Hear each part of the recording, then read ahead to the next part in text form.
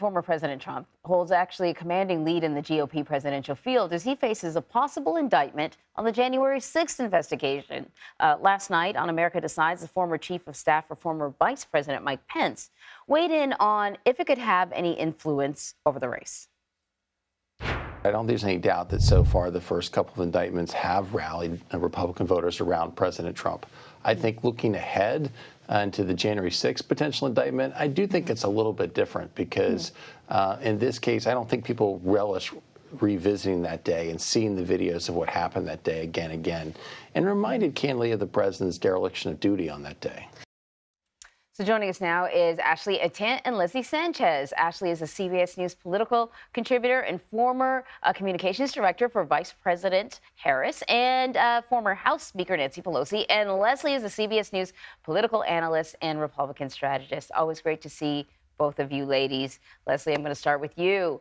How might a Trump indictment, yet another one, in the January 6th case impact how Republican voters view him? Could we be nearing a tipping point, or with every indictment, does he get stronger? I think the Democrats are hand-wringing, hoping this is the one that pushes it over that side. I would argue, Anne-Marie, some Republicans are hoping that this is the one to finally clear the air and move on toward a more traditional, issues-oriented, personality-oriented, but in a different light, presidential primary. We're not going to see that. 2 indictments under the president's belt. 62% of Republicans pretty much support and feel that the president is innocent. So compounding on top of that is not going to change. But here's where the dynamic's interesting. Moving into that date, you have over 24, as Finn talked about, 24 Republican primaries and caucuses that have already taken place. We could have cemented or calcified around a nominee that very much could be former President Trump. Moving into the date of that, and then shortly thereafter, you have the Republican convention, which could be very contentious under the pall of this trial. That is significant. And then the second part I would add, we cannot underestimate voter fatigue. There's voter fatigue under the Bush family, certainly for the Clintons, and you're increasingly seeing it for Trump. So that dynamic alone of wanting to clear and move past this while they may support the president, feel it is unjust for Republicans, that's really where this is ticking and leaning into. And that's where the opportunity is probably for some other contenders. So, Ashley, we haven't heard much from the Biden campaign, and I suspect that, part of it is obviously that President Biden doesn't want to be seen as, meddling in any way with the Justice Department. But I wonder if also another part of the strategy is they don't need to say anything. Donald Trump is doing too much already, and, they could just sort of sit back and watch it. And I'm wondering if this strategy is something that we will see the Biden campaign continue, and or will at some point they sort of need to respond to the Trump indictment? No, Anne-Marie, you're absolutely right. Like those 2 factors that you laid out are both very true.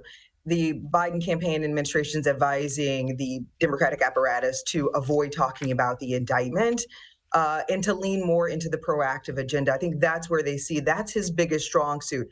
Leslie just made a really excellent point, which I agree with. There is fatigue around Donald Trump, and specifically around these indictments, his legal actions and legal challenges, and they're only going to get worse for him. And that's the challenge and the problem for the Republican Party. This latest trial that's set for May, it's good for Donald Trump because then he'll be able to say they're interfering in the presidential campaign, but it's bad for the Republican Party because they might be left with just Donald Trump. And we now know two things. One, independent voters aren't interested in Donald Trump. They don't want to talk about his legal challenges. They want to talk about the economy, things that are working to the president's advantage. Secondly, you're going to have a situation where all of these infrastructure bills and energy bills and these projects are coming online, and you're going to have Republicans that are going to be touting these projects, and that's going to also play to the president's advantage. And then I think the third problem is that, if Republicans are left with Donald Trump has proven to be in the midterms and in the last presidential election the strongest advocate for Joe Biden. He's been our best fundraiser, our best mobilizing force. So that's going to play to our advantage, and I think that's the challenge with the Republican Party. So this May trial is good for Donald Trump, but bad for the Republican Party. And I think they need to be taking very seriously what they're going to do about Donald Trump. Leslie, so we now know the trial date. We were just talking about it with Finn Gomez for this documents case. It's going to be in May, which is like, or, you know, I would expect that a candidate would be very busy. Trump is going to be asked a lot of questions about all of his legal fights. He's not typically a policy or a platform kind of campaigner usually. He's usually, trust me, I can make the economy better. Trust me, I can clean up, world events with few details. But I can't figure out whether or not this is going to benefit him because he can kind of cast himself as the target of a witch hunt, or not benefit him because he's going to be constantly talking about all these legal fights. So there's two different parts of that, right? The first part of that is, does it benefit the president, the former president, in the Republican primary? Absolutely. And for all the reasons that you and even Ashley just cited, I mean, looking like he is personally being prosecuted for these things when there really is a blind eye toward the Biden administration, these investigations that continue about Hunter Biden, and the Republicans are continuing to cede that ground and find out that there's mud on everyone's boots, to put it in a Texas expression. That is legitimately fodder and a part of the conversation happening on the Republican side. As we move past that to the general, which is very long time away, how do you bring back those voters, including Republican voters who have become increasingly frustrated with the polarization, the Biden administration? Where are they going to go? And that's yet to be determined. I don't think anybody has a crystal ball to determine that yet, but I would watch for the debate coming in August, the first Republican primary debate. How much oxygen is going to be devoted to this issue and Trump's problems, whether he's there or not, debating or not, and how much can they focus on their own agenda? And again, it puts Republican contenders in a tough spot, and the moderators of that debate a lot of pressure to balance this out. Leslie, I want to ask you another question because we're kind of running out of time. I'm going to bounce around a little bit. A Democratic presidential candidate, Robert F. Kennedy Jr., testified on Capitol Hill yesterday. Republican lawmakers praised him in the hearing. And, a lot of Democrats criticized him for essentially, in some cases calling him a kind of like a tool of the Republican Party. What is going on here? Why do Republicans want to talk to him? Why would they support Express for a member of the opposite party?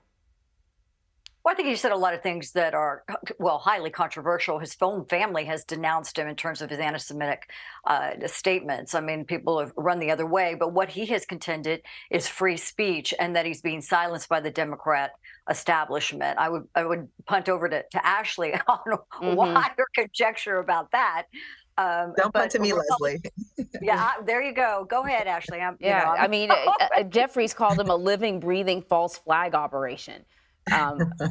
What's your take on what we saw yesterday in the hearing and what the purpose was? This is for Ashley.